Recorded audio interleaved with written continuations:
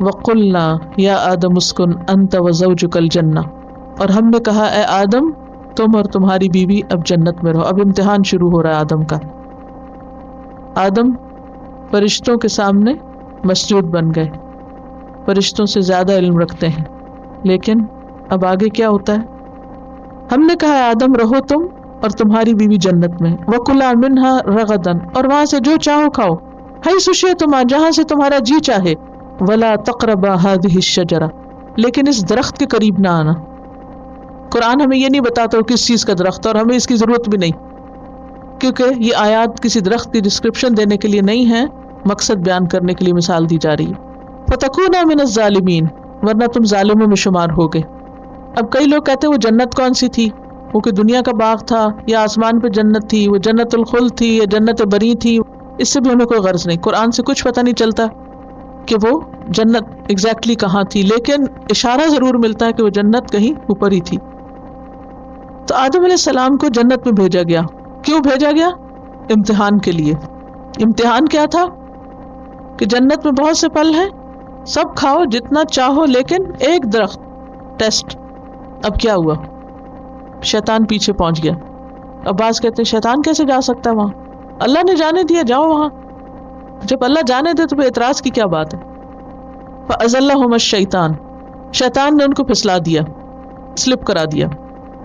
کیسے کیا یہ نہیں پتا چلتا کہ بالکل سامنے آ کے کھڑا ہو گیا انسان کی شکل میں، یا پھر دل میں وسوسہ ڈالا، کیونکہ وسوسے کا ذکر تو آتا ہے لیکن یہ نہیں پتا چلتا قرآن یا حدیث سے کہ وہ انسان کی شکل میں سامنے آیا تھا، یا کسی سانپ کی یا کسی اور چیز کی۔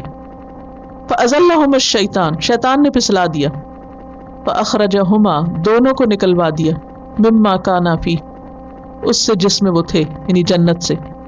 اس کی تفصیل آگے سورۃ الاعراف میں آئے گی، پوری ڈیٹیل کے کیا کیا کیا اس نے۔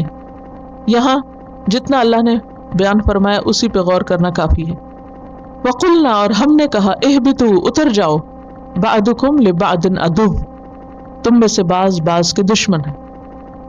بعض کا لفظ آیا ہے، قرآن بتاتا ہے کہ شیطان انسان کا دشمن ہے۔ اِنَّ الشَّيْطَانَ لَكُمْ عَدُوٌّ فَاتَّخِذُوهُ عَدُوًّا، سورۃ فاطر آیت 6، کہ شیطان تمہارے لیے دشمن ہے، اسے دشمن سمجھو، اسے دشمن مانو، نہیں مانو گے تو اپنا نقصان ہے۔ اور بعض نے یہ بھی کہا ہے کہ انسان کا دشمن ہے، اور اگر دیکھا جائے تو میجارٹی تو ایسی۔ وَلَكُمْ فِي الْأَرْضِ، اور تمہارے لیے زمین میں، مستقرن، ٹھکانہ ہے، رہنے کی جگہ ہے، وَمَتَاعٌ، اور فائدہ اٹھانا ہے، کب تک؟ إِلَىٰ حِينٍ، ایک مقرر وقت تک، ہمیشہ کے لیے نہیں آ رہے، ایک مخصوص محدود وقت کے لیے تمہیں زمین میں بھیجا جا رہا ہے۔ اس آیت سے ہمیں ایک بڑی اہم بات پتہ چلتی، اور وہ کیا؟ کہ اگر کوئی ممنوع درخت کا پھل کھا لے تو اللہ کی رحمت سے دور ہو جاتا ہے۔ دنیا میں اللہ نے بہت کچھ پیدا کیا، لیکن کچھ چیزوں کو ہمارے حرام قرار دیا۔ مثلا قرآن سے ہمیں کیا پتہ چلتا ہے؟ کچھ چیزیں ہیں نا حرام، ان حرام چیزوں کے قریب نہیں جانا چاہیے۔ اسی طرح جیسے آدم علیہ السلام کو کہا تھا لا تقرب هذه الشجرة، اس درخت کے قریب بھی نہ پھٹکنا، کھانا تو دور کی بات، پاس سے بھی نہ گزرنا۔ یہ کیوں کہا پاس سے نہ گزرنا؟ کیونکہ جب انسان حرام کے قریب جاتا ہے تو پھر آہستہ آہستہ پھسل جاتا ہے، اس کو پھر ایک احساس ختم ہو جاتا ہے گناہ کا، پھر اس کے اندر سلپ ہو جاتا ہے۔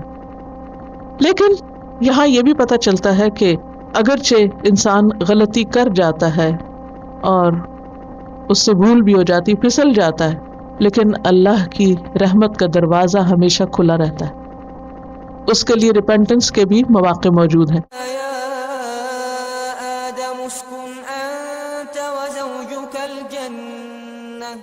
وَكُلَا مِنْهَا رَغَدًا حَيْثُ شِئْتُمَا وَلَا تَقْرَبَا هَٰذِهِ الشَّجَرَةَ فَتَكُونَا مِنَ الظَّالِمِينَ۔